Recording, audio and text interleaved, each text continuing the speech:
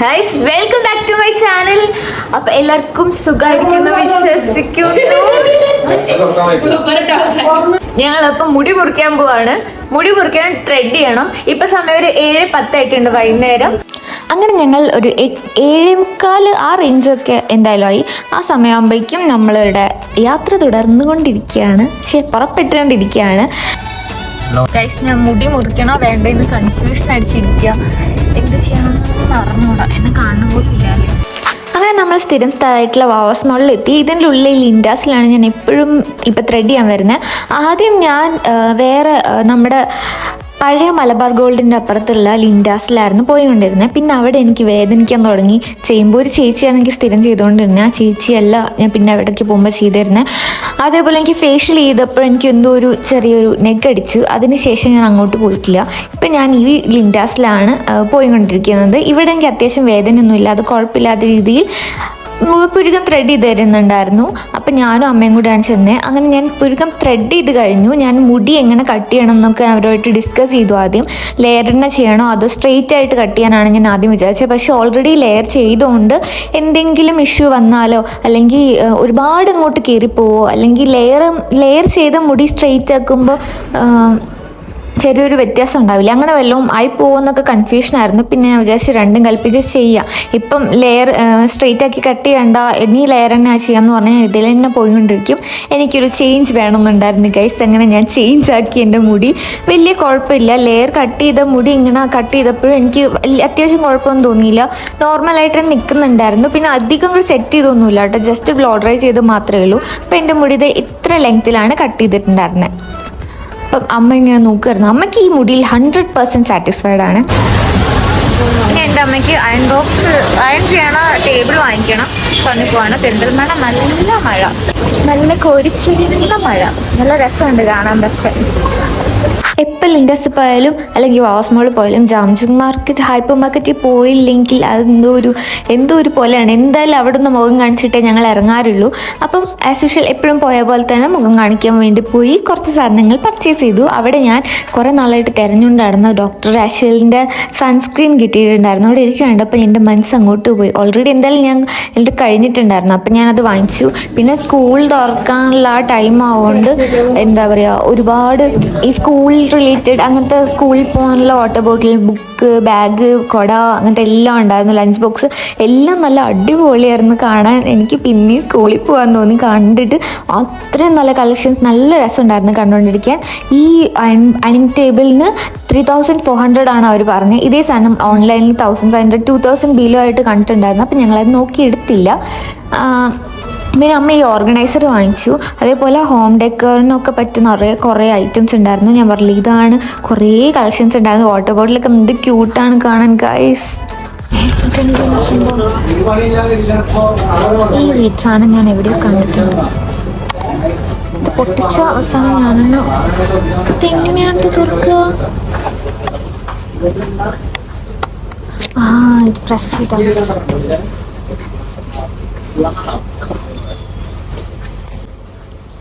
ഇത് കണ്ടോ, ഈ കുപ്പി കണ്ടോ, ഇതിങ്ങനെ അടയ്ക്കുക, ഇത് പ്രസ് ചെയ്ത് തുറന്നു വെള്ളം കുടിക്കുക, പിന്നെ അടച്ചു വയ്ക്കുക. എന്താ റേറ്റ്? ഇത് കുട്ടികൾക്കാണ്.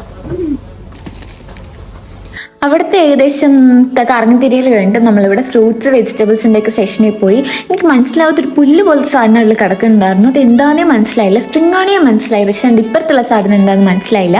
അവർ വിളിച്ചപ്പോൾ സാലഡിലിടുന്ന എന്തോ സംഭവം പറഞ്ഞാൽ എന്തോ പേര് പറഞ്ഞു. നിങ്ങൾക്ക് ആർക്കെങ്കിലും ഇറങ്ങി പറയട്ടോ, എനിക്കിതിനെപ്പറ്റി വലിയ ധാരണയില്ല ഗൈസ്. അപ്പം ഞങ്ങൾ അവിടെ നിന്ന് കുറച്ച് സാധനങ്ങളൊക്കെ വാങ്ങിച്ചു. അമ്മ മറ്റേ മുളപ്പിച്ച പയറില്ലേ, അതൊക്കെ വാങ്ങിച്ചിട്ടുണ്ടായിരുന്നു. ഇരിക്കുന്നു. പിന്നെ അമ്മ എന്തൊക്കെയോ സ്മെല്ലൊക്കെ ചെയ്ത് നോക്കുന്നു. അത് മസാലയുടെ സ്മെല്ലെന്ന് പറഞ്ഞു. അപ്പോൾ ഞങ്ങൾ എങ്ങനെയൊക്കെ എടുത്തിട്ട് വേണോ വേണ്ടെന്ന് നോക്കി കണ്ടതൊക്കെ നോക്കി ലാസ്റ്റ് പിന്നെ ആ മുളപ്പിച്ച പയറും എടുത്തുകൊണ്ട് അവിടെ നിന്ന് പോന്നു. ഇതെന്താണ് സാധനം എന്ന് എനിക്ക് മനസ്സിലായില്ല. ഇതിൻ്റെ നിലത്ത് വിരിച്ചത് ഒരു പുല്ല് പോലത്തെ സംഭവം ഇറങ്ങണം. ഇവിടെ പീനട്ട് ബട്ടറൊക്കെ നല്ല ഓഫറിന് കിടക്കുന്നുണ്ടായിരുന്നു അവിടെ.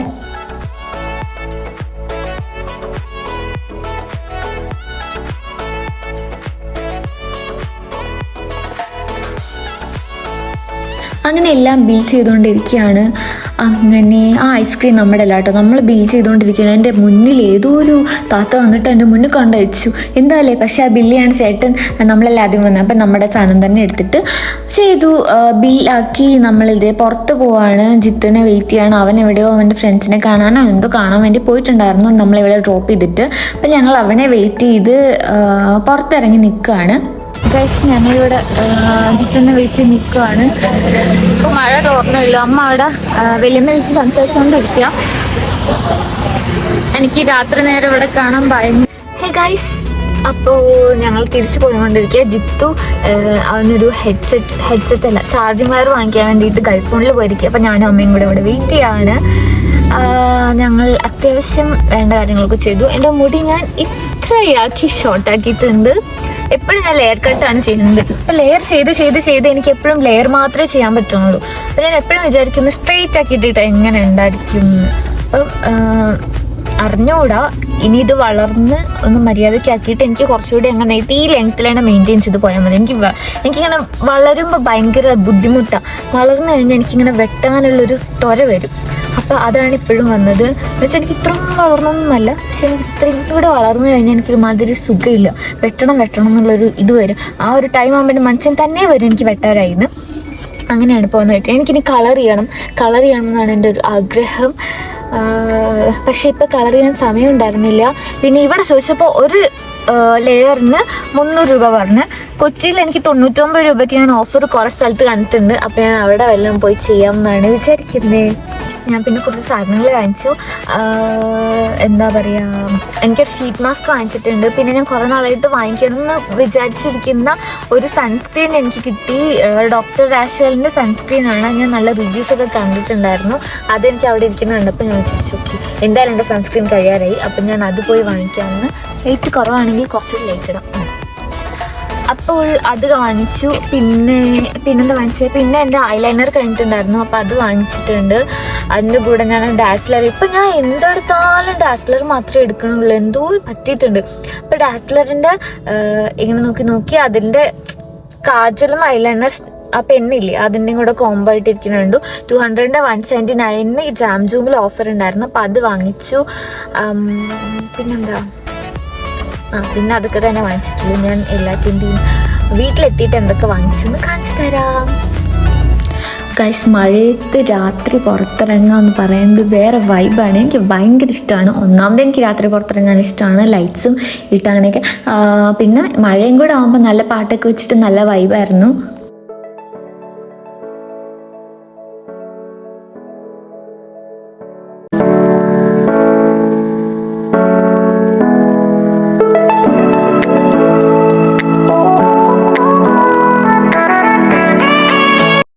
നമ്മൾ ഇത്രയും സാധനങ്ങളാണ് വാങ്ങിച്ചത്. ഇത് കണ്ടോ, ഡാസ്ലറിൻ്റെ ഈ സ്റ്റിക്ക് ഐലൈനറും പെൻ ഐലൈനറും പിന്നെ ഈ കാജലുമാണ്. ഇത് നല്ല അടിപൊളിയാണ് കേട്ടോ. ഇത് ഭയങ്കര സ്മൂത്തായിട്ട് നമുക്ക് ചെയ്യാൻ പറ്റും. പക്ഷെ ഇത് സ്മഡ്ജ് ചെയ്യും, അത് വേറെ കാര്യം. പിന്നെ 2 ഷീറ്റ് മാസ്ക് വാങ്ങിച്ചു, ഡീടാൻ ഷീറ്റ് മാസ്ക്. ഇത് നല്ല തോന്നും, അറിയില്ല, നോക്കിയിട്ട് നമുക്ക് റിവ്യൂ പറയാം. ആൻഡ് ഡോക്ടർ രാഷലിൻ്റെ ഈ ഡീടാൻ സൺസ്ക്രീൻ അതാണ് വാങ്ങിച്ചത്. 50 PA+++ ഉണ്ട്. പിന്നെ ഇത് അമ്മ വാങ്ങിച്ചൊരു ഓർഗനൈസറാണ്. ഇത് നല്ല വില കുറവാണ് കേട്ടോ. കഴിച്ച് ഇത്ര പോകുന്ന സാധനത്തിന് 275 നമ്മൾ 275. ഇതാണ് ഇന്ന് വാങ്ങിച്ച സാധനം. പിന്നെ എനിക്കൊരു ലിപ്സ്റ്റിക് വന്നിട്ടുണ്ട്. ഇതിൻ്റെ അൺബോക്സിങ് നമുക്ക് നോക്കാം. അപ്പോൾ വീട്ടിലെത്തി കുറച്ച് കഴിഞ്ഞപ്പോൾ ഞാൻ ഫുഡ് കഴിക്കാൻ തുടങ്ങി. ഇന്ന് ബിരിയാണി ആയിരുന്നു. ഉച്ചയ്ക്ക് വാങ്ങിച്ച ബിരിയാണിയാണ്. ഉച്ചയ്ക്ക് കഴിച്ചിട്ടുണ്ടായിരുന്നില്ല, ഉറങ്ങി എണീറ്റപ്പോഴേക്ക് ലേറ്റായി. ഇപ്പോൾ രാത്രിയാണ് എടുത്തും കഴിക്കുന്നത്. അപ്പോൾ ഇന്നത്തെ വീഡിയോ ഇത്രയേ ഉള്ളൂ. ഇഷ്ടപ്പെട്ടാൽ ലൈക്ക്, ഷെയർ ആൻഡ് സബ്സ്ക്രൈബ് ചെയ്യാൻ മറക്കല്ലേ. Bye, take care and love you all.